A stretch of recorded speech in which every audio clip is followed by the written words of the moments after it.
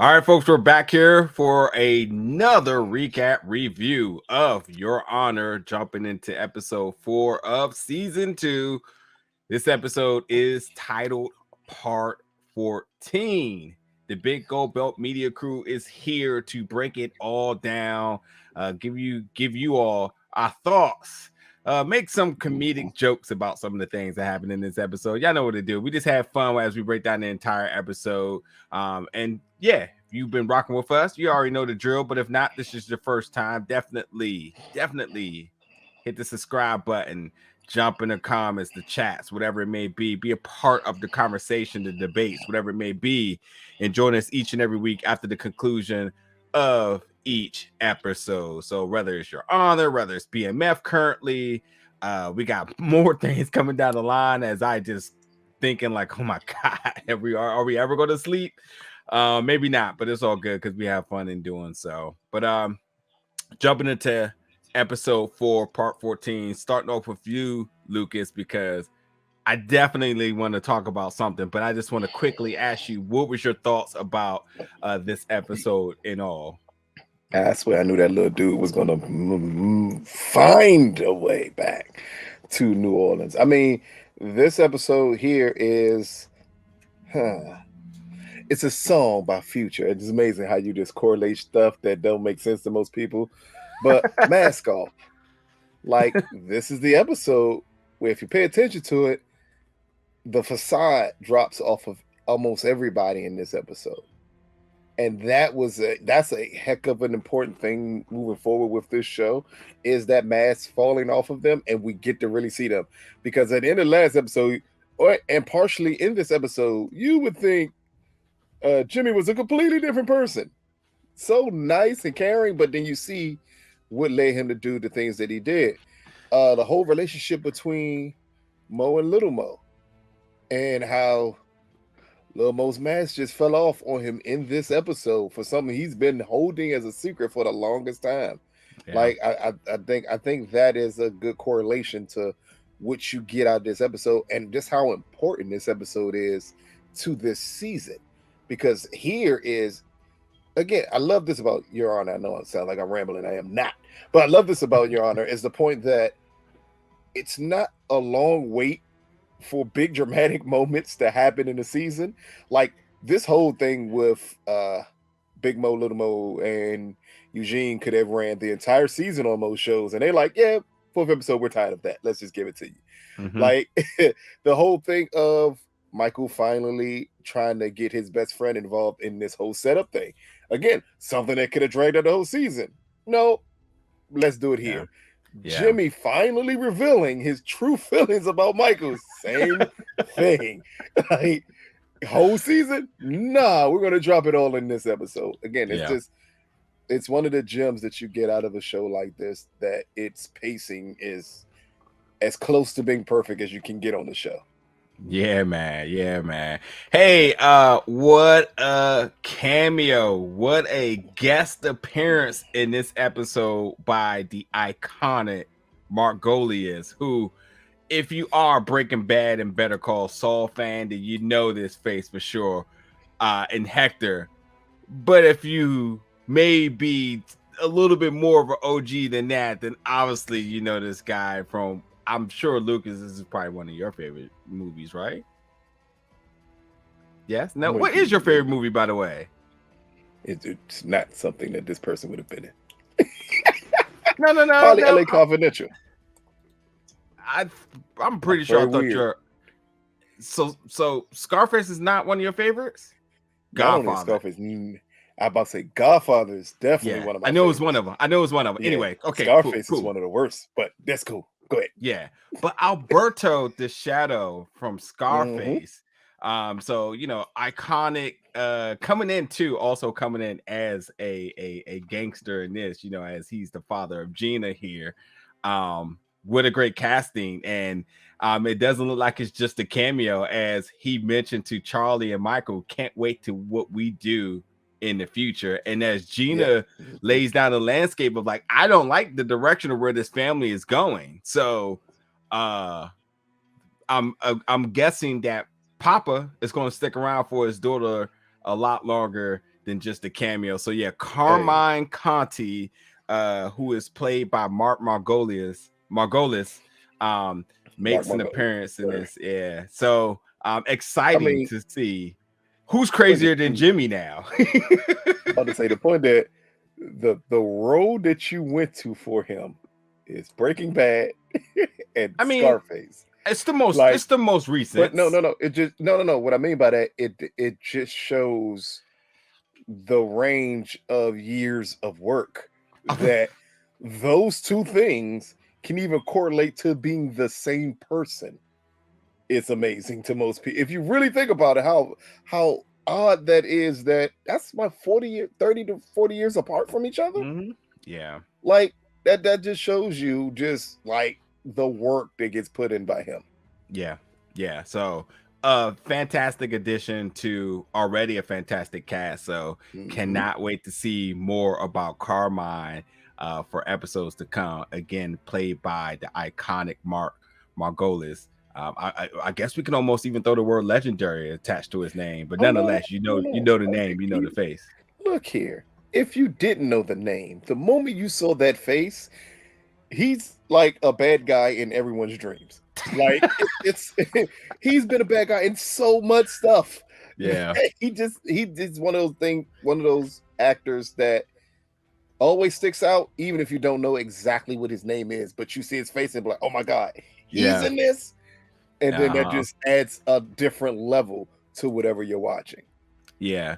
For all the folks that been following us for our recaps and reviews of Power, I mean, you kind of correlate this casting on the lines of Tommy Flanagan and saying, oh, this absolutely creates a level of legitimacy to the threat, and then just the added legitimacy to the cast in general. Like everyone's elevated when somebody like Mark is brought onto set. So Mark and Bryan Cranston right there is a show that you don't even need to know what it's about, and you have to say, what channel, what network, what streaming service, when is it coming on? That's all you got to say. I mean, I fell in love with this guy in Oz, so clearly, I'm like, I like it, it's just amazing here, and this was unexpected.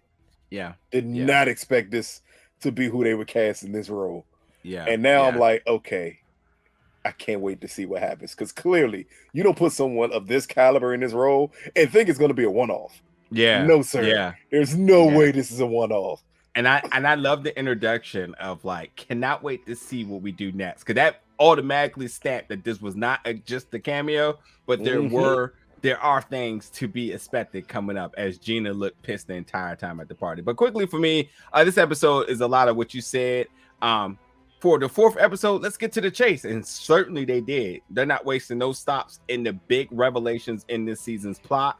And we still got more episodes to go. So, man, can't wait to see what all happens in the rest of this season. But yeah, let's jump into it. Starting off at the top here. I should have mentioned Rosie Perez for no reason. I'm just going to throw her name out there because it's been about 8 minutes, and I should just mention her. We're going to go through this. We're going to go through this every week. Legit, we were hanging out Saturday. You know what I got shown? A picture of Rosie Perez and White Men Can't Jump. This is something that's going to keep on going on at this point, but I fully understand it. I watched The View at one point in time because Rosie Perez was on there, and I don't watch The View. Rosie Perez, folks, is Olivia, so there's context to this, just in case folks don't know. But it's all good. Let's get into it as we got the grandparents riding out. This was a very dope shot. And as we have liked to really bring in our recaps each week, we always like to talk about the opening scenes, especially with Michael. So we're coming right back at it with Jimmy and Michael in the back of the car as they're throwing questions at one another, but it all comes down to this very wholesome and friendly Jimmy saying, hey man, I'm turning 50. Would you like to come to my birthday party at the hotel, please? And also bring your best friend. Like, if you didn't know no better, they were both 5 years old asking each other to a party. But on the serious note, what was your thoughts about the construction of this scene? Because overall, this scene looked completely cinematic.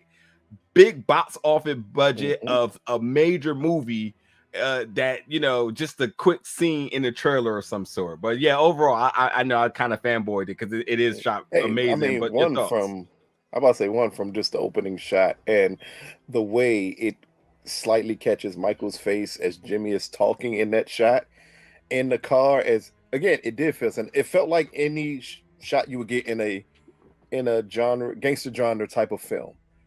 And this would be the one where the full force of intimidation is kicking in the nicest way humanly possible. And that's what you get out of this scene with Jimmy. Clearly, we understood, even with this invite, he had ulterior motives to doing so. Like the whole, hey, bring your best friend with you. And it brings you immediately back to just his recent confrontation with the mayor and trying to get everything that he thought was already in place. And him thinking, if I got to go through Michael to get it, I'll go through him to get what I want. I just love this thing as a setup here, because this, as you said, you've been waiting this entire time for the real Jimmy to be shown this season. This was the first shot of this episode, and this is the first time I said, that's him. Like that's the guy who's willing to manipulate any situation humanly possible to get what he wants. And if he had to use his birthday dinner to do it, he was gonna do it. And I love this setup right here. I do one better. If he had to use his grandson in order to do so, that was the weak spot. But well, clearly he used him later on in this episode, and the way he used him was it was funny, but it is the most gut-wrenching way to do it, because the whole time he's doing that later on in the episode, you can tell it's breaking his daughter with every word he's using. Yeah, I want to, just one other thing I want to quickly add is, as Michael mentioned, like, how did you know I was staying with my mother-in-law? Like, how did you know? And as he mentioned, he said, bring your friend Charlie as well too. And also Olivia's outside peeping everything. As you talk about one using one another here, Michael is in a middle of a bit of a tug of war. You have Jimmy on one side, Olivia on the other side, but I think we should kind of draw out the dynamics here. And I'll give you a few moments, or however much time you need. But let's talk about who is using who to get what they want, because it's clear Olivia is using Michael to get what he wants. Yes. We have Jimmy using Michael. I'm sorry, Jimmy Rocco. Using Rocco Little for Rocco. Michael. Yeah. and there's so many other little patterns you can say here as well too. I mean, we can go. I mean, you can add some other people in the mix too, because, you know, Michael and Fia has this relationship, but like, what does that mean for everybody else? And also, let's not forget that Olivia knew everything. She's like, oh, your mother-in-law's name. That means she's calculated about every single move. But so yeah, if you can assess who's using who, like, let's connect some other folks here, if any other comes to mind outside the obvious. Everybody uses everybody. That's the best way to put it. But again, this plays into what we know from the season 1 of Your Honor. There are no good people on this show. That's the whole point of this show. Everybody is using everybody for a purpose. At this point, I'm almost convinced that Fia is using Michael to make her father jealous. Like, so I don't think so. Yeah, but I know she's. I feel she's using him for selfish, as a mutual grief partner. That's they're both combined in this form of grief, but I don't believe she's just doing it for that reason. Yeah, I think it's one of those type of things where a lot of people have been guilty of this in their own personal life. Is that like, hurt people, sometimes in a malicious way, sometimes in a way not by accident. I think that because she's still kind of processing everything around her, as she says, she wants somebody to be around her that she can trust, that also is outside of the circle of her family. It's Michael, but at the same time too, this is very detrimental to Michael, because you know your family, so you're using him for your own personal benefit, even though you know the true consequences, as you mentioned in the first episode of, oh, now that I see everything which y'all could really do, I need to separate myself from yourself. Cool. So then you put Michael back in the burner for this? Like, understand that what happened to Michael at the end of this episode is not Michael's fault. Yes. it's completely Fia's fault by Mm-hmm. making the sidebar even more like right there in plain sight of him saying, "All right, that's it." That's like the third time tonight. Let me go And snatch my man up real quick. and the key part is, why would Michael be the person she can trust the most? We've Because not seen anything. We oh, unless she's bringing a correlation because that's Adam's father, that she should be able to trust Michael. That's a very dangerous. That's a very dangerous line to draw. yeah, let me take a look at the comments last week because there's a factor that somebody brought up, and I said, you know what, we have not, at least for me, I don't think we assessed about the knowledge of how much Fia knows about everything that's going on in her family. Let me just try to does she know Adam killed her brother? Killed her brother. I want to say yes. Didn't she learn that in season 1? I don't think so, because you Or have to think there would have had to season been a 1. level of empathy towards him. She would have had to do something to forgive him or forgive Adam for this. But at this point now, she thinks Adam is just a casualty of war from her family. Almost like an innocent bystander. Like, I truly think she looks at Adam like wrong place at the wrong time because of me. They were going after Carlo. It's been, I swear, it's been a long, long time since. Yeah, I mean, season 1. I'm willing to go off of that comment. Which, by the way, let me just give a shout out to I believe you pronounce this Deidre, excuse me, Deidre, Deidre. But I'm going to have to kind of go.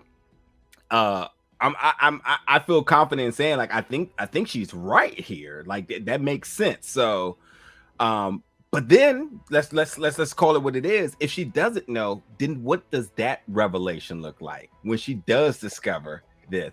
How does she turn on Michael? Do we see her truly live up to the standard of this show of nobody being a good person? Does she automatically flip on him because of it? And I'm saying flip on Michael. I mean, obviously Adam's gone already, but did she flip on Michael because did he not surrender that information to her, or because he was compliant with the family? She flips on Michael. Doesn't she have to flip on the rest of her family? Because all of them know Adam killed him. Yeah, I mean, she's already done with them. So this is, but see, that's the other thing that's interesting. Now she's like, oh, so I thought you were actually the one good person, but at the same time, you were rocking with them harder than me. Either that, or she comes to realize that if that's the case, that Michael was manipulated as much as she's been. Or that, yeah. So I look forward to figuring out how they're going to play that out. But that I think that's a key factor here. But going on to the next thing, we got Big Mo calling Little Mo phone, not answering. Eugene is panicking. She's looking pretty concerned. So obviously she's going to heighten her search to figure out where he's at. But ultimately, where's the money? Because that's all she cares about. Olivia knocks on the door, making late night house calls because mother-in-law is in Baton Rouge, but she already knows that. As she asks, how's Jimmy? He responds, older. This is nothing but conversation amongst the two of them, as she isn't shy about knowing that she's completely eyes on Michael, tapping, surveillancing, all type of recon on every single thing that he does. But anyway, he does mention about the birthday party. And she's like, what are you worried about? It's just the birthday party. Sir, here's my question to you here. What do you make of Olivia's comment here? There's nothing to worry about. It's just a birthday party. Is she right? Or is she something else? I'm not even going to hint what I'm thinking. At what point in time has she ever shown any care for anything that could happen to Michael? Okay. So for her to say that, she's like, oh, again, I love different correlations that I could throw. Remember in Die Hard when Bruce Willis was climbing in the little vent? He said, oh, don't worry, it's a party. We're going to have a blast. It was very sarcastic of him saying that, like, knowing everything is going to shit. Yeah. I think that's the way Olivia sees it, the exact same way. Like, I need you to believe this is just a party, because the closer you get with them, the better it is for me. Yeah. And if you happen to catch a stray here and there from that, that's on you. But I need you to get closer to them. I want to get some kudos from our audience because I feel like I've been slacking on dropping some gems. Let me tell you what I assessed from this that I just realized just now, not even in my notes. Olivia is a gambling addict in everything she does. When she was at the bar, we talked about her betting against Oh, we brought that up. I thought you brought that before. For sure, but we brought like I brought that up before in the sense of I didn't bring it up as an addiction. I brought it up in more of a careless manner that she will bet against the town, even in the town, even in the bar, when you know how that looks. You know, you're not going to go down LSU, bet against LSU, and say I don't. All I care as long as they cover the spread, and that's it. Not in a town like that. Right. That's dangerous, sweetheart. So here I look at it as like you mentioned, like, hey, go to that party. Nothing can happen there, but essentially it's like, well, what can go wrong? If it goes wrong, it does go wrong, and oh, okay, then it does. Also notice that when she was surveillancing Michael, she didn't even really lose her shit because her horse betting was going the way she wanted it to. She kind of was like, oh, okay, back to the horse bet. Because you would have thought, why didn't she just call his phone? Hey, sir, your tap's off. She just completely was like, oh, okay, whatever. On to the next. Back to sports bet. Yep. So I think she has this gambling mentality, and I think we're getting these things. I mean, I think another correlation, folks, is that for folks who watch Power Book 3, Raising Kanan, when we talked about Uncle Marvin, and you started picking up on his little things, you said, okay, he always fidgeting, always needs a snack. Clearly, he's battling some former addiction of some sort, so he has to stay active here. Is it cigarettes? What it could something worse? And so, yes, we find that to be true. I think her maybe having a gambling mentality, yet addiction, meaning that she's willing to gamble and risk any and everything around her, as she has alluded to multiple times through dialogue. Yeah. And now that we see now every episode, now she's going to gamble. So next she's going to be on DraftKings and betting the Super Bowl. Oh, God damn it. Not her crossing in the VA to place bets online. Damn it, Olivia. What's going on here? Won't be surprised if we see her at a scene that with the casino down in New Orleans. Like I just think that we're building a profile of this character that she's willing to risk any and everything. Yes, gambling happens to be the physical form of this, but I also think when it comes down to Michael, she doesn't care about Michael. She doesn't care about Charlie. Not at all. She probably don't care about Rocco either. She's like, listen, get me Jimmy or give me hell. Yeah, exactly. She has a purpose, and everyone can be collateral damage until she gets what she needs to get. Like that's normal. It's that forever pursuit of that agent of the law who's willing to do whatever they have to do to get their man.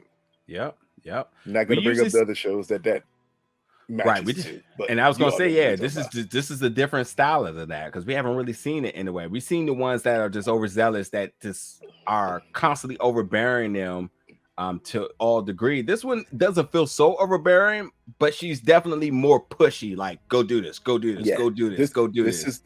This is the prestigious version of the character that we've seen repeat. This is Blanco Rodriguez, but the prestigious version of her. Just like it's not as forceful because that's not actually the tact that you need to use here with Michael. Yeah, you need to manipulate him more. Yeah, and that's what she's doing here. And it started from the first episode when she walked in there. That's her form of manipulation. Started on Michael from there, and we're just seeing it elevate as the episodes are going on. Yep. So where we at now? So Lil Mo and Trey making their calls from jail and whatnot, and Trey calls his mother. Mother said, I got a lot to do today, but I ain't bailing you out ain't one. If that ain't the supreme black mother line, Good God Almighty. Loved it. And Trey comes in. They're still kind of butting heads because he says, like, who'd you call? He said Johnny Cochran. He's Lil Mo says, like, yeah, of course you would be dumb to call someone that's dead. Funny. I like that one. Good line there. Eugene now gets a call from Little Mo, and he basically says, "Listen, my life is in that bag," and Hey, I think at this point now Eugene understands the responsibility that he has, and it makes sense yeah. why he did what he did later. So you want to get in there? Something you want to say? Look, You just happy Eugene back no, in not New that. Orleans. It's just again, it Dumb and Dumber. Like you are in this situation because y'all couldn't just hold it together until whatever decision was made. You had to Was fight it it out. all Like worth it's it? that's the point of it.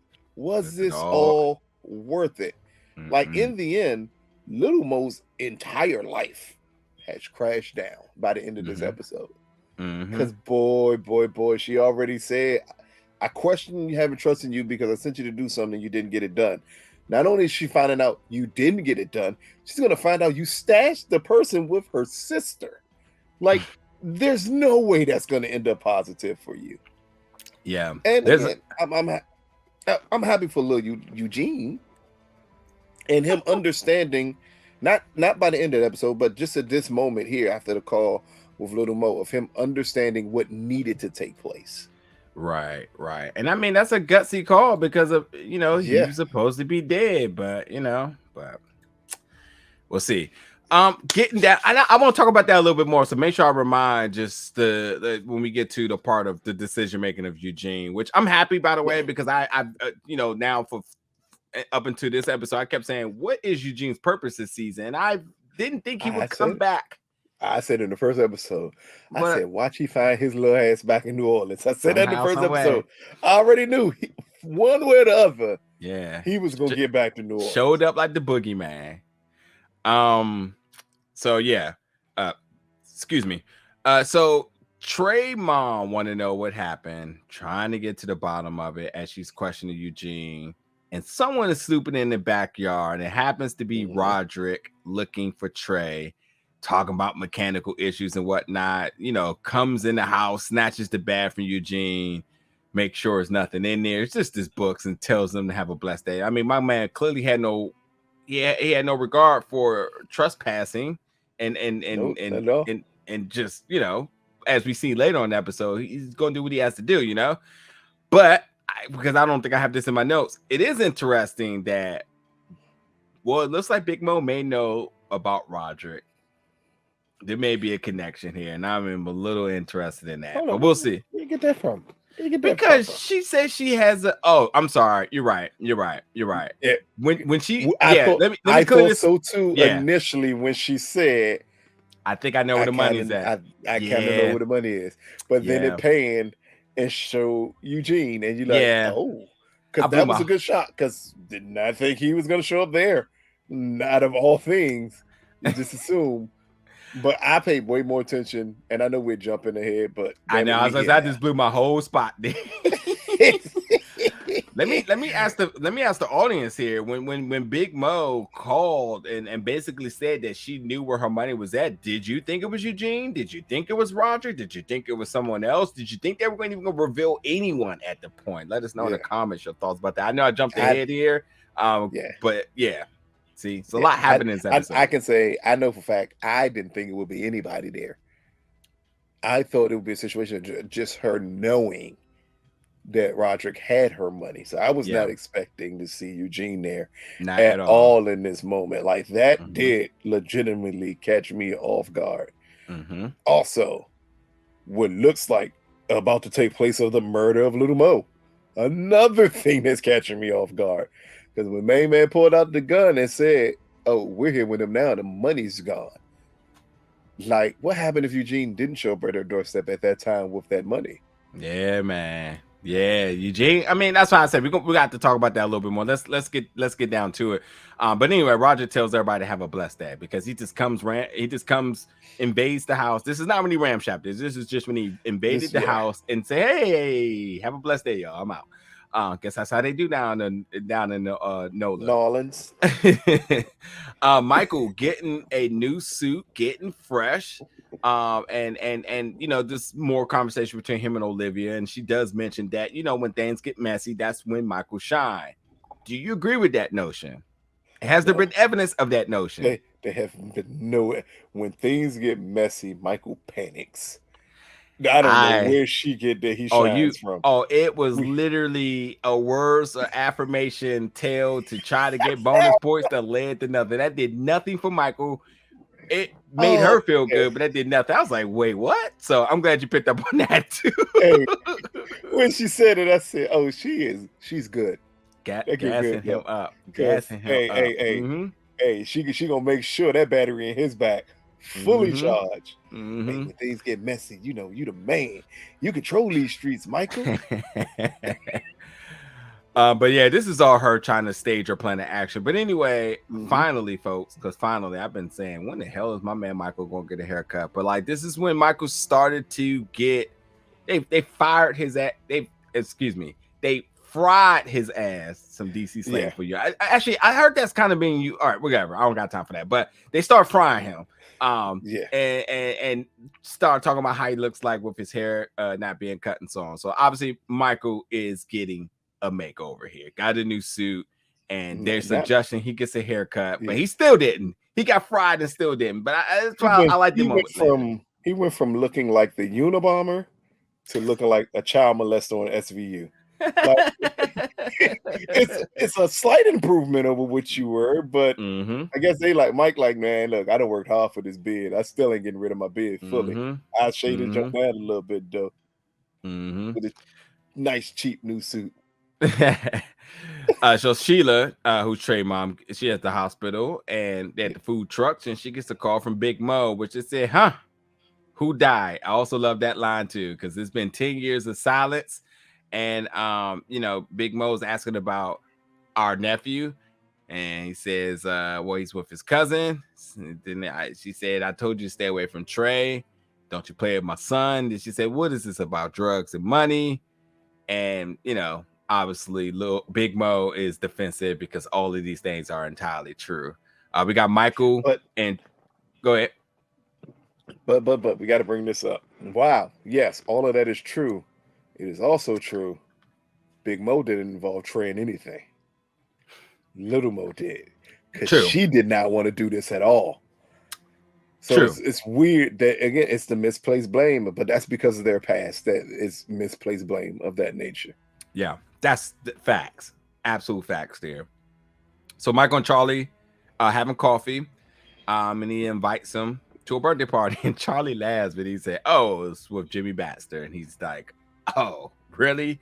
But then he mentioned that they have a grandson, because Adam and Fia had a child. She didn't realize she was pregnant when Adam was killed, and Charlie's like, man, fuck me, man. But then he said, you know what, man, I feel like this is all my fault. Excuse me, my country accent slipping out there. You know what, I gave Adam his first box of condoms, and I never told him how to use it. So but then he did mention that he said, you know, Jimmy's using you. So just in case I didn't realize the theme of this episode, there's the line right there. Folks are being used, folks. It is nothing but a game of chess. Jimmy is going to see Fia. Goes to her room and says, today's my birthday. Yay. Mom throwing me a birthday party. Yay. It would mean a lot if you came and joined. Also invited Adam's father. Okay. Well, as we mentioned, don't think there's much to elaborate here. I was going to throw this to you for a question, but I mean, clearly Michael is being invited to show faith and favor to Fia so that Fia could come, so that he could be happy, like, hey, you playing nice. Oh, great. I love you, Dad, because you're doing something good. Fia doesn't care. She already know the deal. Yeah, she knows she knew from the moment he said it was manipulation. As much as Jimmy knew, the moment he said it, he was trying to manipulate her. It's the same thing over and over again. Yeah, so sorry.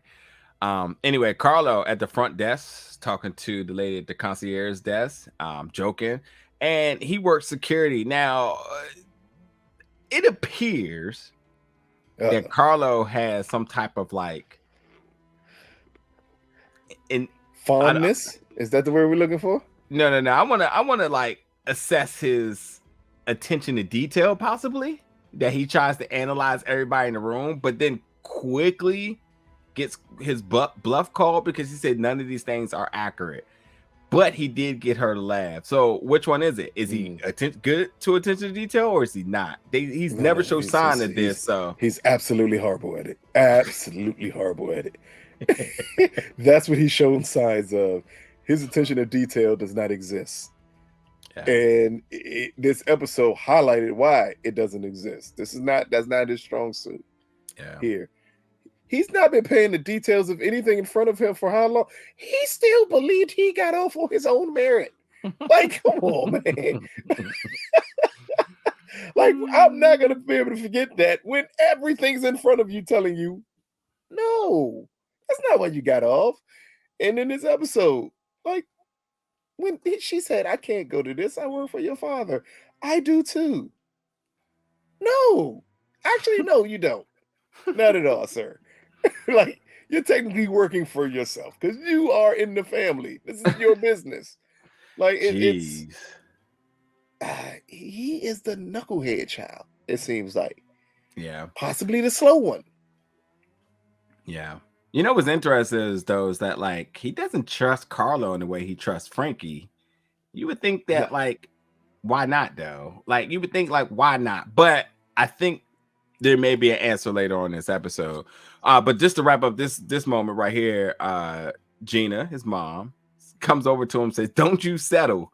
Just completely degraded that very lovely 7 sitting at that desk.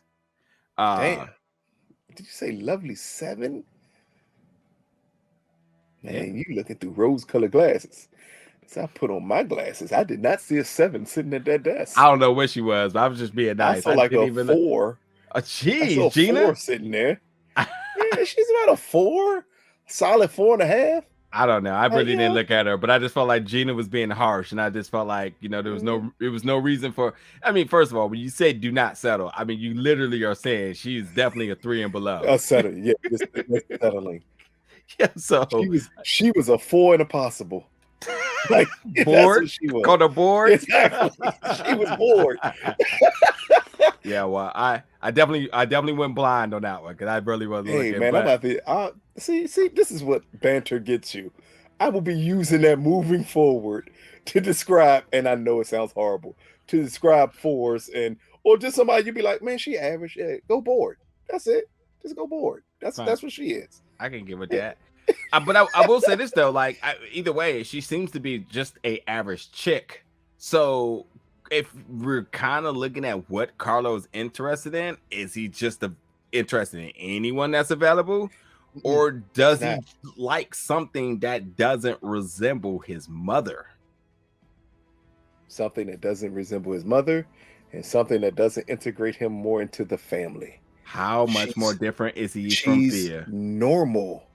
Yeah, that's what he saw in her. He's no different than Thea. Yeah. No different than Thea. That's my point. That's my point. Same person. Yep. Yeah. No matter how much his mother has these erotic hugs and touches with him. I told you. Now you see. Completely changed my mind. This episode, when she was touching and I said, oh, no. I told you, bro. I told you something. And I mean, like, I think I was watching a podcast or something, but like I don't know what it was, but it was talking about like compliments that aren't really compliments. And there was one that you're the most important thing to me. You're my greatest. Get all this, man. You have a grandchild also. Like, what the heck is going on here? So it's very like freaky.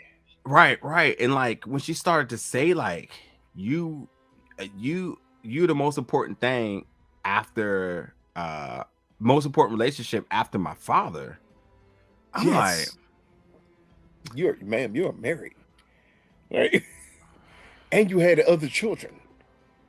Yeah, I was like, whoa, whoa there, lady, what's happening here? And then, you know, he mentioned that no one's ever going to touch us again, the family and whatnot, and you know, she drew her concern about this being together, the most family ever. But like, listen here, she like confided in him, complimented him, gave him these very strange, touchy interactions. I'm sorry, extremely strange touching interactions.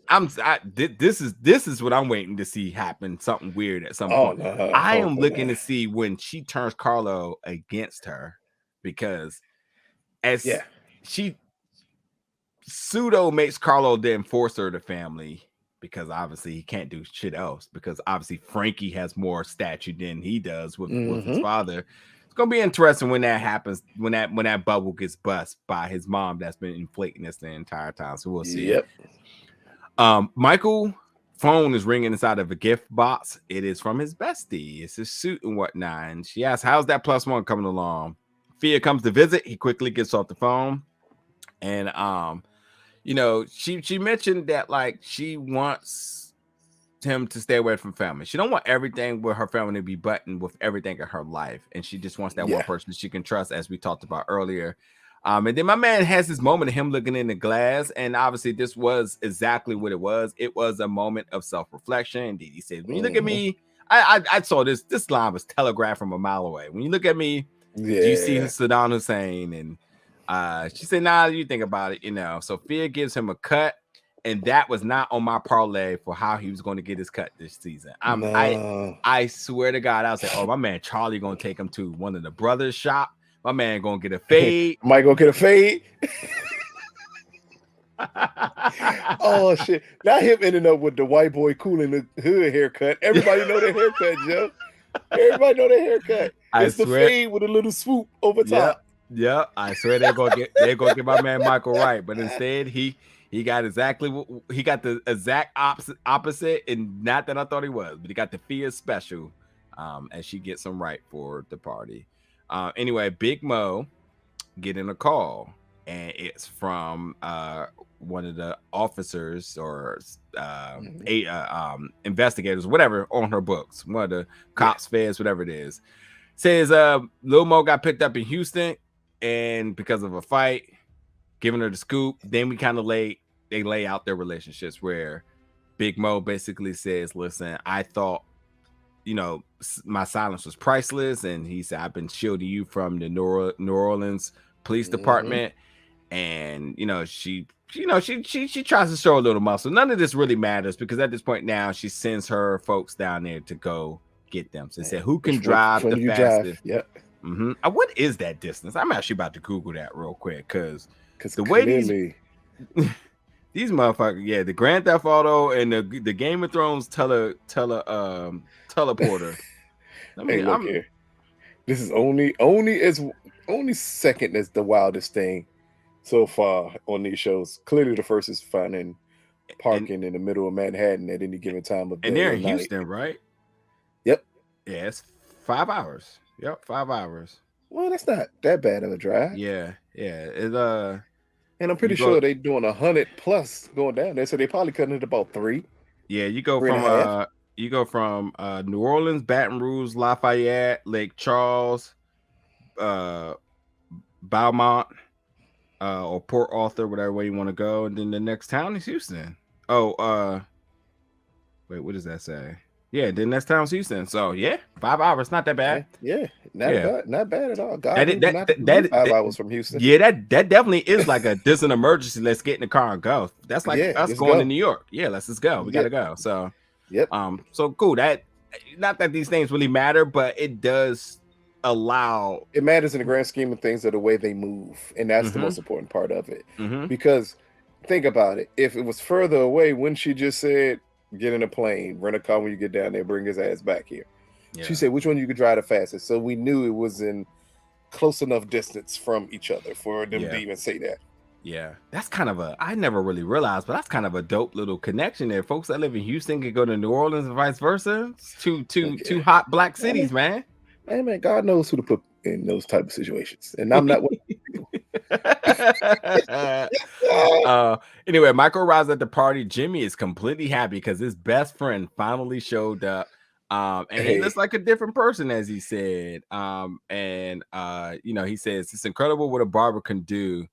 And Fia said that would be me. Strike one. And he was like, that may have been strike 1 and 2. You're right. You're right. But I guess I've been overpaying for years anyway. But anyway, Gina is looking like, what is Michael Desiato doing here? And Carlo, she said, Carlo, you don't seem surprised. And then he texts Charlie. Michael texts Charlie, kind of figure out where he's at. But Gina goes right up to him and goes right up to Michael and said, what are you doing here? He said, Jimmy invited me. He said, when did you talk to my husband? Stay away from my family. This may be strike one on Gina's book right here. Yes. Right. Maybe one and two. Strike one was, when did you talk to my husband? At the same conversation, the strike two was he went to go see Fia. That's it. Yeah.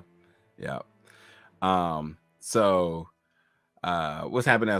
So Michael's ready to go because of the intimidation factor. Realizes that he has been tapped. He has a wire tapped on him. So he's looking for the wire. Meanwhile, she's in the joint watching the horse races. He finds the pin.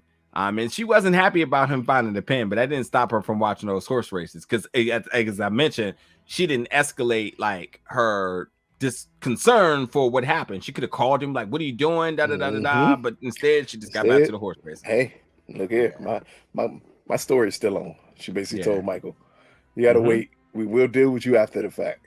Gotta get them bets in.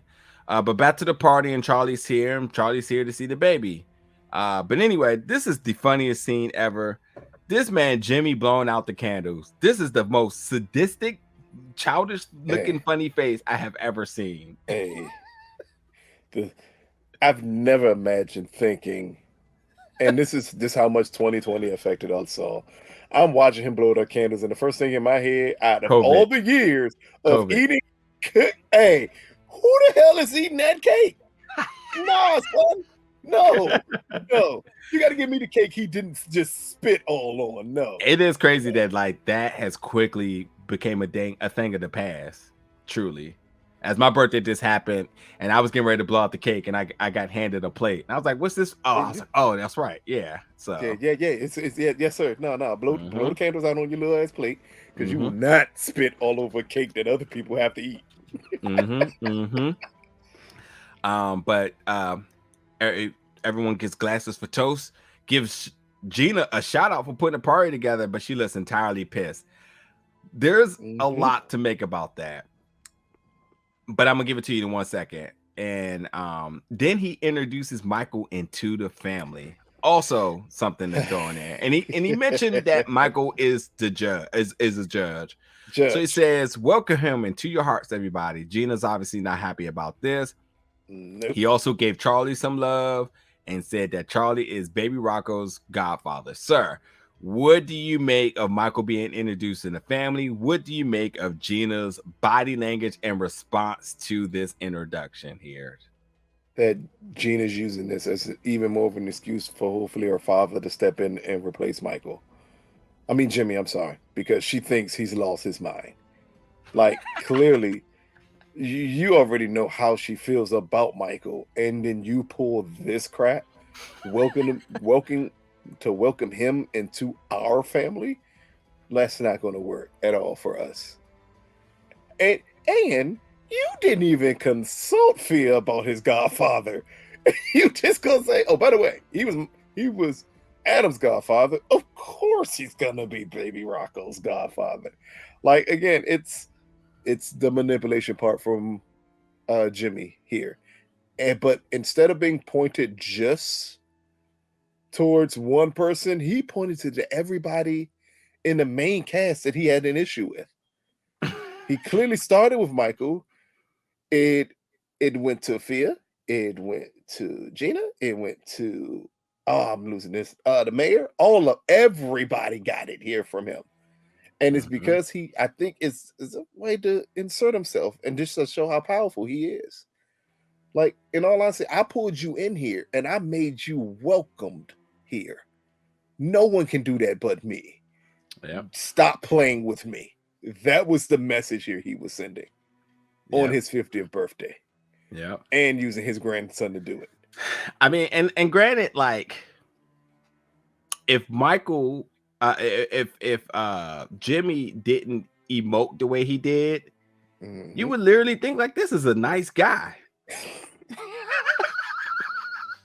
I mean, he's for the culture. Look at him integrating black. He's ending racism with one toast.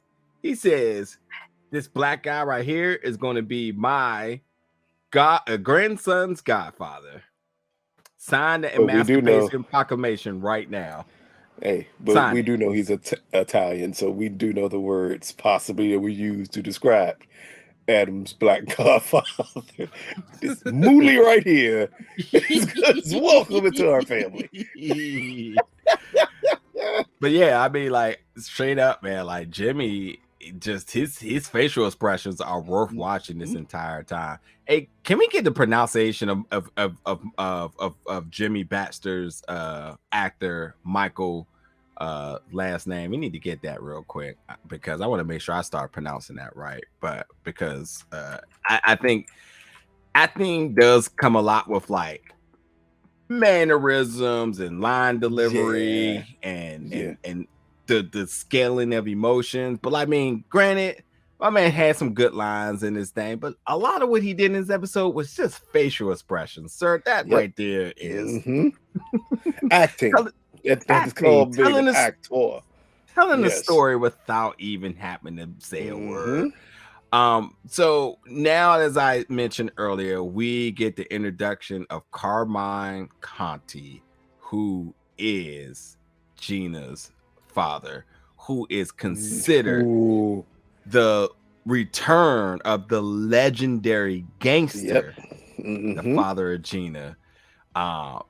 So and as I mentioned, because photo ops are always a tricky thing, because you don't want to get put on the ground with next to a judge that just went to jail. You're the mayor, and then two gangsters. Like, yeah, that's not a good look. You might get some likes, but that's not a good look at all.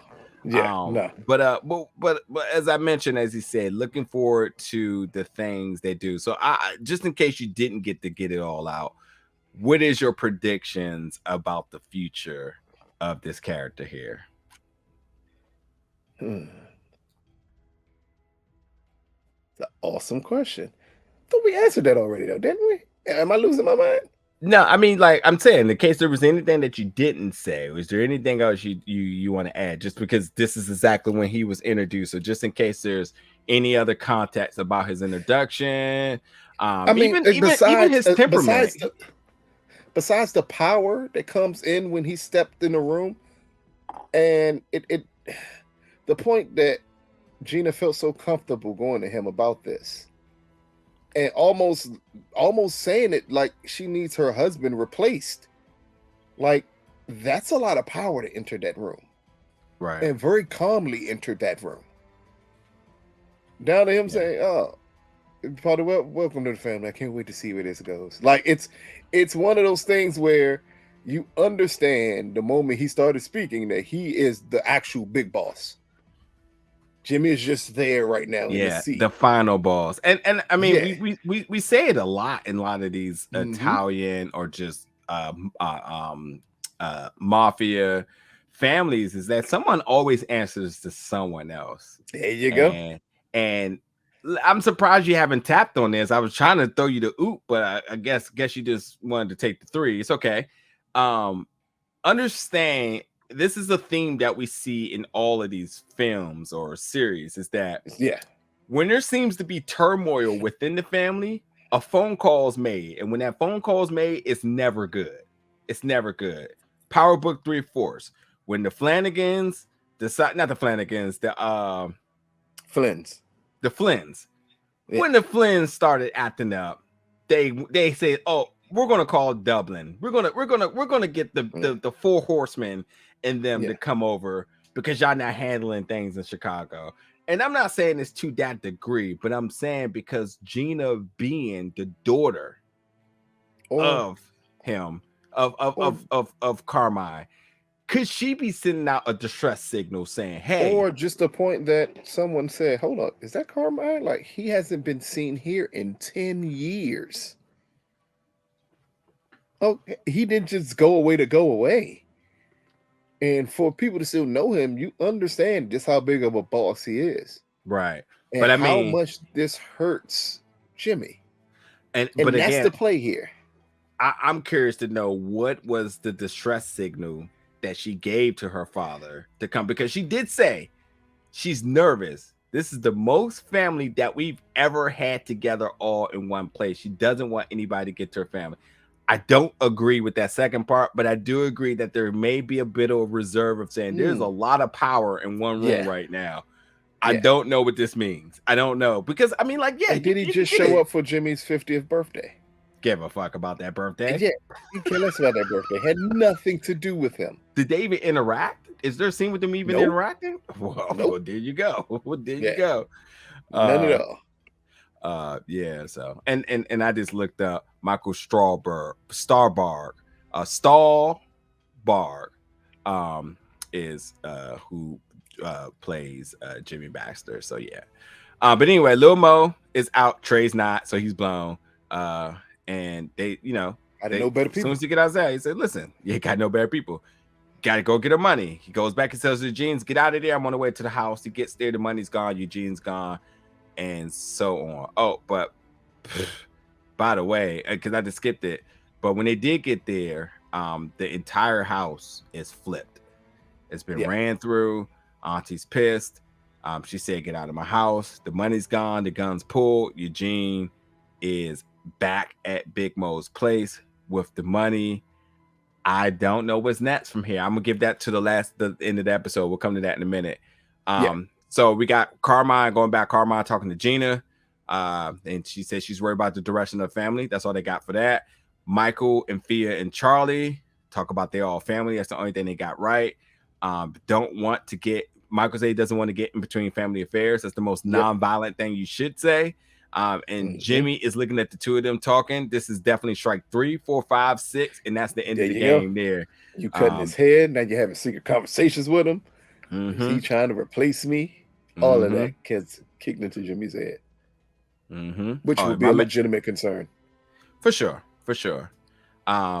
So as I mentioned, the house already got run fast.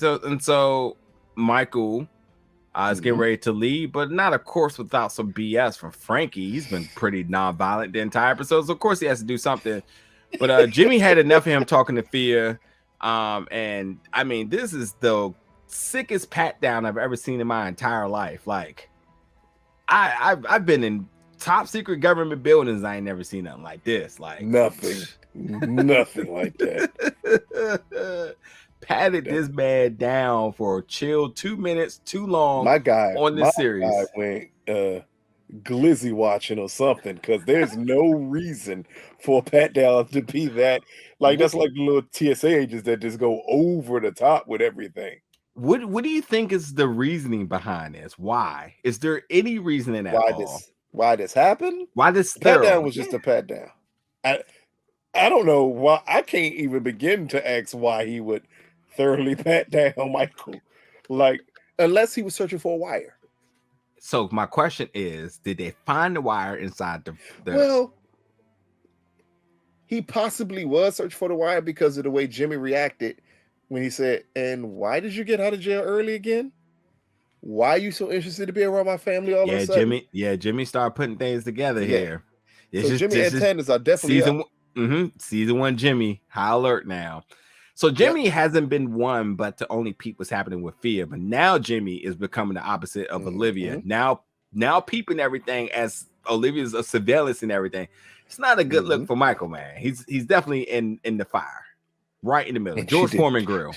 She did nothing to help and protect him. She like, nah, she trying to make sure Black Beauty comes in first place. She ain't worried about him. Hey, or at least if you're down that room, I got him. I know did it. Yep. No sympathy for Michael, Joe. That'll be hit my parlay tonight. Get Black Beauty winning. Got Jimmy Baxter. But yeah, it's mentioned Jimmy's definitely adding everything up. And like you said, what do you want with my family? Says nothing. Michael's at this point pretty okay with dying, and that did not make Michael happy. Michael said he wasn't gonna be an executioner, but Michael also realized Jimmy realizes like killing him does nothing because he still needs him, number one. Yep. That's not going to help you with your daughter. And I don't think his daughter even came to mind here. I just think that because Jimmy is used to people being scared of him, the fact that Michael isn't is like a Because that was I'll come back to intimidation this. 101 with the gun to the head. And Michael leaned in. When he leaned in, that pissed Jimmy off, because at that point, you now understand violence will never work against him. Yeah. Because what else can you take away from a person who's already lost everything? Nothing. Yep. There you go. So 2 questions before we wrap up. Eugene being back at Big Mo's place with the money. What do you think is going to make of this? Because remember, Eugene should be dead. He just took away and stripped away all of Little Mo's trust, and most of it ended up with Eugene. What's next for Little Mo then? When he gets back to New Orleans, I'm not sure. Because at this point, Big Mo was very adamant. If you let me down again, you know what can happen to you. Just because she ended up with a good outcome at the end don't mean you didn't mess up. Yeah. So now you got to wonder how. I'm not sure how much longer Little Mo will be living. It's the best way to put it. I don't know if it's 1 episode or 2. Yeah. But it just feels like you can't make a threat and be in the position that Big Mo is and not follow through with it. You put the warning out there. Now you got to handle business. Hey, that was your JVS pose right there. Oh. Thank y'all for coming out. God bless y'all. Good night.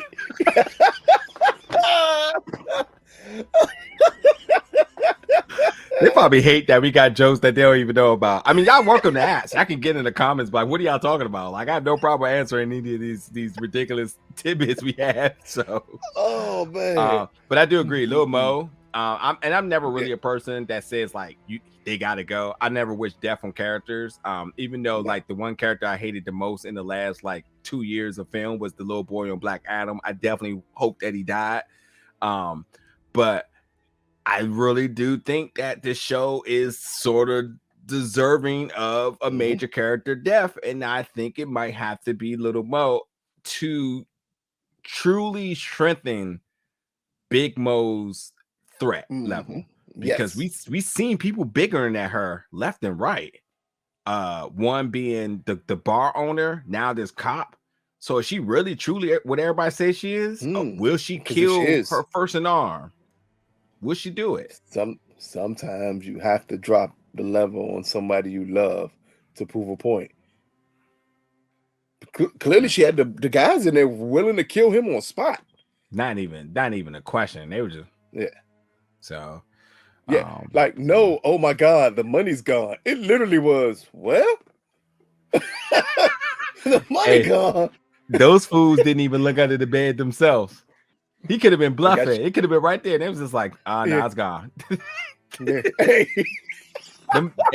Them dudes fed up. They just drove 5 hours. They definitely try to catch a body. That's the whole point. I just drove 5 hours to Houston. They said, man. Not only did I drive 5 hours to Houston, I got to turn back around immediately and drive 5 hours back. So I get to Houston, which could bring me so much joy. But before I get to any ounce of joy, I gotta leave here, and then I'm leaving with no money. Nah, man, you gotta die. They're like, man, 50 Tycoon weekend ain't this week or nothing, bro. Like, man, we gotta go, man. This shit suck. But also, too, I wonder what's gonna be up with Roderick, man. He did ransack that house, and obviously he's on heels for this money, and understanding that this money is because what happens when you pull out from a deal here. But Trey's still in jail, so no telling. Yeah, so. I mean, unfortunately, I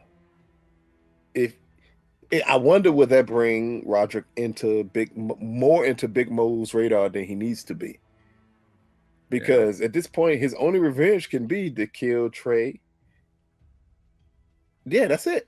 Yeah, and understanding that, like Lil Mo, Eugene did this because like this is sort of his thank you to Lil Mo for not killing him. But will this actually save him is the question. It backfired. Because that ain't no, if that was your thank you for saving me, and you show up somewhere you have no business being, after Little Mo explicitly told him on that phone call when we left that message, when he said, "You home? Great. Get out now." Yeah. Because he understood no one could know you're alive. And it's quickly, everybody does. Yep. Well, folks, you lovely folks, get in the comments. Let us know your thoughts about episode 4, part 14 of Your Honor. There's a lot of questions to be made here. So at any given point of this recap, just jump in the comments. Let us know your thoughts about that specific moment. Whether you have predictions about what's next for Big Mo, what's next for Lil Mo. Do we see this dude Roderick show up in New Orleans? And then what's next for Michael, man? And what's next for Olivia? And who's she going to gamble with next? There's a lot of questions to be made here. In all seriousness, this season is picking up major steam. This is a really good episode. This is episode 4. I don't know how many times we ever say episode 4 is like a really pivotal, like, turning point of a show, because this episode 5, right? I mean, 5 is the middle, but I will say like 6 and 7 is usually when things really ramp up, like for real. The story completely ramps up. Yeah, and this felt like a chapter changing, because, like, again, all these little arcs, all these big plot points that, as you said, could have been drawn out. Yeah, they said, okay, we're done with that. So it's next. And again, I think there's still some other major ones there. Fia, I'm about to say, her relationship with Michael, that's going to be one to watch. Fia and her relationship with Jimmy and Michael's relationship. How much longer can they fake it for the sake of this baby? And then obviously Gina and her dad here. Now that we got Fia finds Carmine showing what happens. Yeah. And if she ever finds out the truth. And obviously right now, I think we keep coming to episodes where we keep saying what's next for what characters. Yep. What is next for Carlo? I have nothing. I think he's just gonna get to a point where he falls out of favor with his mother. He's gonna run out of the country with board, and then that's gonna be it. Bye. y'all let us know in the comments below. First time checking us out, please hit the subscribe button, notification bell in the comments. Be a part of the conversation, be a part of the debate, and all that other good stuff. Tons of other shows are currently available for you to watch. Tons of other shows on the way, and then obviously we got film reviews, all that other good stuff. That's what we do here. Make suggestions for other shows. Yeah, seriously. Yep. But yeah, we're tired, so it's time for us to end this recap for the night. We'll see y'all back next week with another review recap of Your Honor season 2.